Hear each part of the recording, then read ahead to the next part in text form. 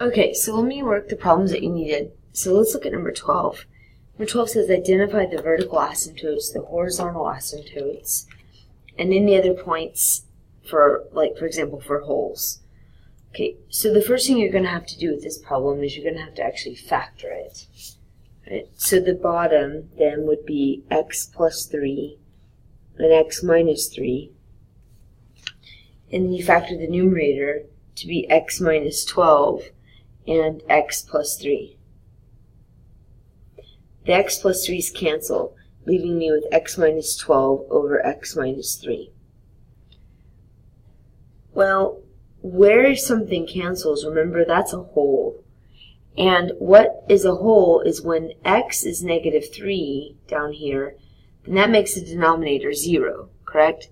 But that canceled, so it's considered a hole. So you have a hole at negative 3 something, and you have to find where else. So in other words, here you've got this graph, and at negative 3, somewhere on negative 3 is a hole. And you have to figure out where. So what you do is you take negative 3 and you plug it back into here.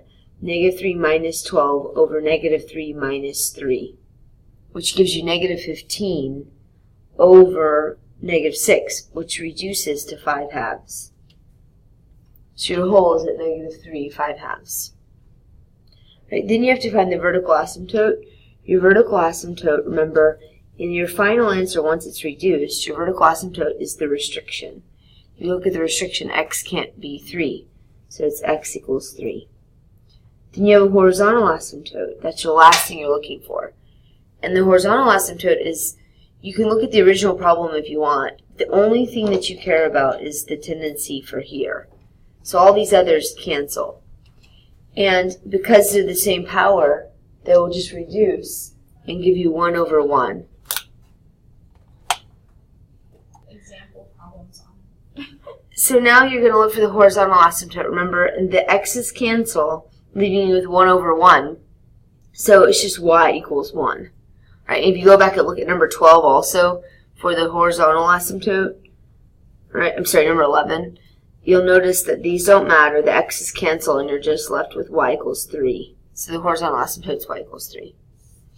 Okay, so now let's move to problem number 49.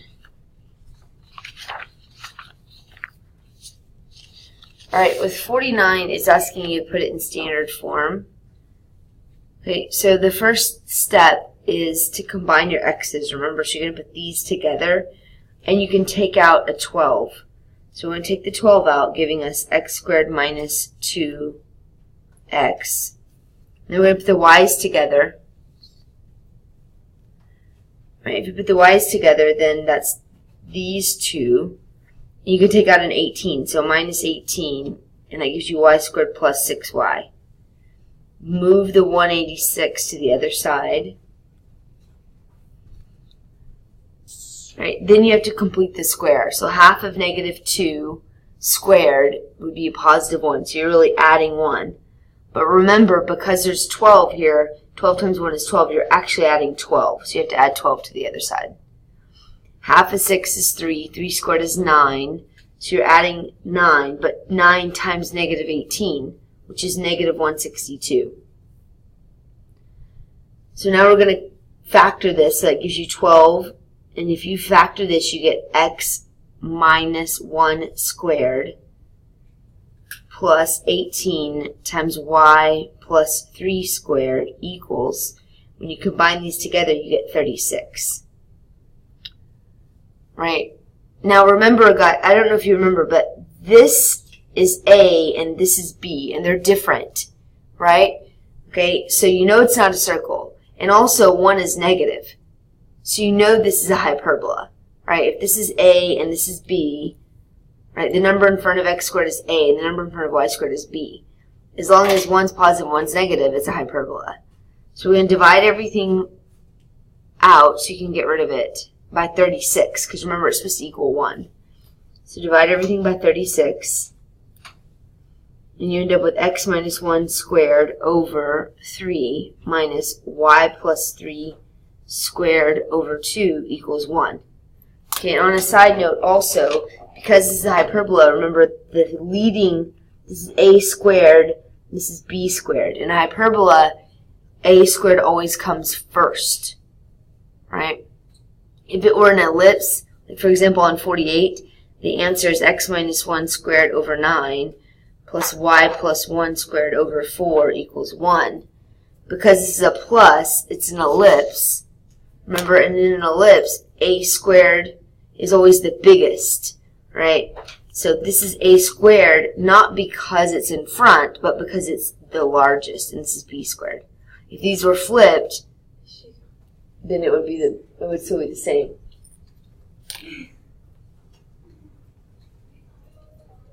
Okay, so now let's move to problem 61, and I'll do that one for you. Remember this plus means actually to multiply. So you're going to multiply the x and the x plus 8. You'll have to FOIL it, which will give you the natural log of x squared plus 8x equals the natural log of 20. And because it's a log on both sides, they cancel. So then you just have x squared plus 8x equaling 20. If you move the 20 over, and then you factor,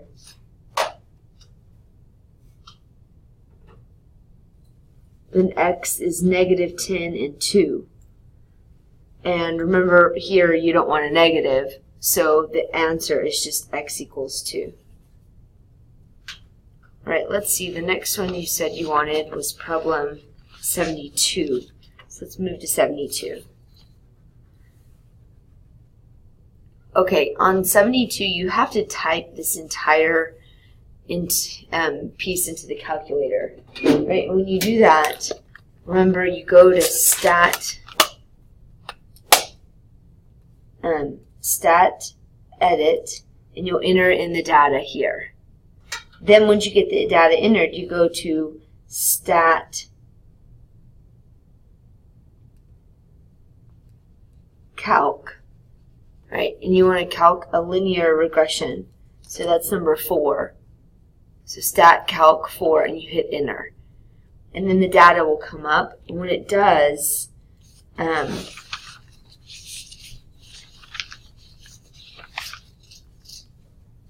you end up writing down the equation, and the equation would have been negative 5.20x plus 321.05. Okay, so that's the equation you got for 71. So then it asks to predict the concentration for a cow that produced 30 liters of milk. Right? Well, this is x and this is y. So if you want 30 liters of milk, then you just plug x in for 30. So y equals negative 5.20 times 30 plus your 321.05. So you get 165.09. So that's 72. And then in 73, you do the opposite. It wants to know predict the milk with an acid concentration. So it's telling you 87, which means it's giving you the y value. So 87 equals negative 5.20x plus 321.05. Now you solve for x. Move the 321 over, divide by your 5.2, and you end up with 45 liters. So that's 72 and 73. Now let's move to 84.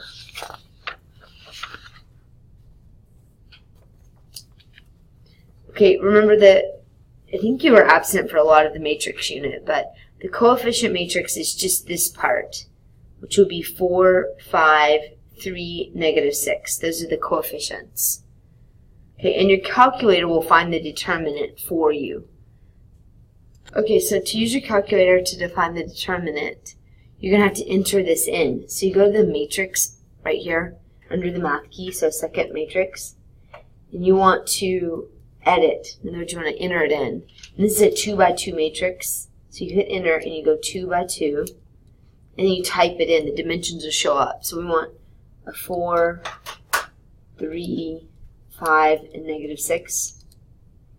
Then you go back, because remember we're trying to find the determinant. So you go back to the matrix again, and you go over to math. And you'll notice it says DET. Right, so we want the determinant. So you have to quit out of here, I'm sorry. So get to clear screen after you've entered the data in. So we went to matrix, right? We edited the matrix. It looks like this. Now we're going to quit back out. Go back to matrix, and you want the determinant. So there's 1. And remember, we want the determinant for A, because that's where we put the matrix at. So you got to go back to the matrix and hit A. And there it is. And when you hit enter, it comes up as negative 39. Now, to use Cramer's rule, it's very easy actually. You have a matrix 4, 5, 3, negative 6. That's the coefficient matrix. Your variables are x and y, and it equals your answers 30 and 31. So this is your equation matrix. So all you have to do is, if you're solving for x, all right, then instead of using the x column, the 4 and the 5, we put the 30 and the 31 there, the answers. And then you leave the y column the way it is. We already know the determinant. We found it. It was negative 39. And then you use your calculator again, and you find the determinant for the top. So use your calculator and you find the determinant for the numerator, which is negative 273. So when you do negative 273 divided by negative 39, you get 7. So x, the x value of this system is 7. Now to find the y, okay, you leave the x column alone, and instead of putting the y column in, you put the answers in for the y. You already know the determinant, which is negative 39. That's the determinant for the coefficient matrix up here. And then you find the determinant for this. Again, use your calculator and find the determinant. When you do, you get negative 26, which reduces to 2/3. So the x is 7 and the y is negative 2/3. All right, you also asked for problems 2 and 5. Okay, so let me do those last 2 problems. Okay, for this one, for number 2, you're going to try to get rid of the denominator, right? So put this over 1. And to get rid of a 3 and a 7, I'm going to multiply by 21. So this 3 and this 21 will cancel, which means the numerator needs a 7. So 7n plus 14. This would cancel and reduce, and means the numerator would need a 3. Don't forget there's a negative. So I'm going to go ahead and clean that up so don't forget. So negative 3n plus 6 is greater than or equal to, and this would be 21 times 2, which is 42. And you just clean it up and solve. This is 4n plus 20 is greater than or equal to 42, and n ends up being 11 halves. The last one you asked for, so we can find it, was problem 5. Let's look at 5. 5 is kind of the same. You want to get rid of the denominators. So you're going to multiply everything by 16. I'm sorry, 6. Why I said that. So this cancels and becomes 2. So 2y squared. That would cancel all together and drop down your y, and that would need a 3. Move everything over so you can factor. Right? When you factor this, you end up with 2y minus 3 and y plus 1. So y would be 3 halves and negative 1. All right, that's it. Thank you.